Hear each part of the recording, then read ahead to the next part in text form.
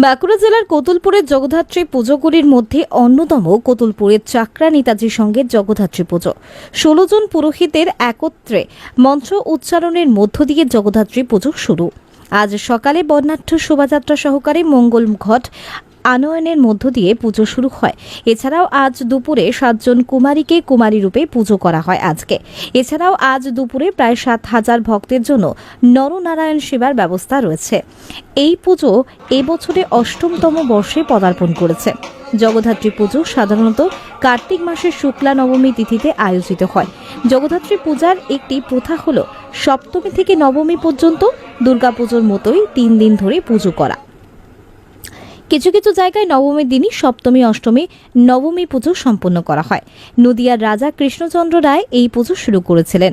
নবাব আলীবর্দী খাঁয়ের কাছে রাজা কৃষ্ণচন্দ্র রাজস্ব দিতে ব্যর্থ হওয়ায় দুর্গাপুজোর সময় কারারুদ্ধ হন। দুর্গাপুজোর শেষে বিজয় দশমীর দিনে তিনি মুক্তি পান। সেই রাতে তিনি জগদ্ধাত্রী দেবীর পুজো করার স্বপ্নাদেশ পান। স্বপ্নাদেশ পেয়ে তিনি জগদ্ধাত্রী পুজো শুরু করেন।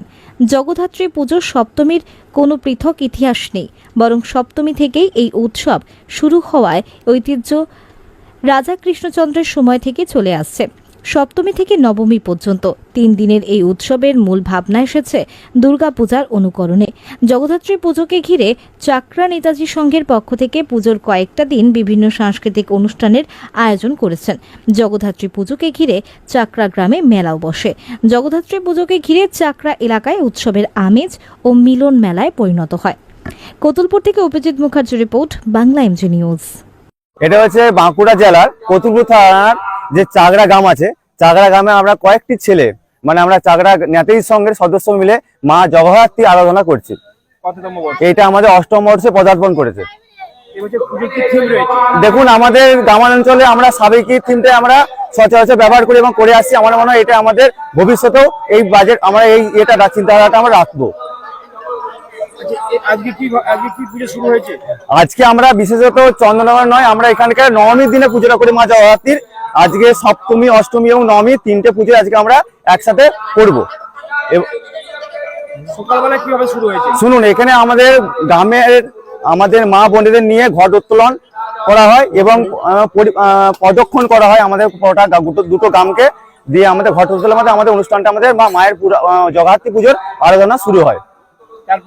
তারপর আমাদের এখানে বিশেষত আজ দুপুরে বেলায় নরনারায়ণ সেবার ব্যবস্থা আছে, মায়ের প্রসাদ ব্যবস্থা। তাই আমাদের এখানে কমসে কম 7,000 লোকের আমরা আইটেম করি। এবং দুপুরবেলা আমাদের বিশেষ আকর্ষণ হচ্ছে কুমারী পুজো। তাই আমাদের এবছরে 7 জন কুমারী আছে আমাদের। এবং তাদেরকে মাতৃরূপে কুমারী হচ্ছে মাতৃরূপে মাকে মিনময় রূপে আনি এবং তার কুমারীকে মাতৃরূপে আমরা পুজো করবো, যে মায়ের আরাধনা করবো। এখানে বৈশিষ্ট্য, মায়ের বিরাট বৈশিষ্ট্য আছে। মায়ের কাছে যে যা চায় তা মা তাকে আঁচলে ভরে ভর্তি করে দেয়, ঠিক আছে, কাউকে তার মুখ ফেরায় না। কতজন পুরোহিত পুজো করে? আমাদের এখানে কমসে কম 16 থেকে 17 জন পুরোহিত পূজা অর্চনা করে।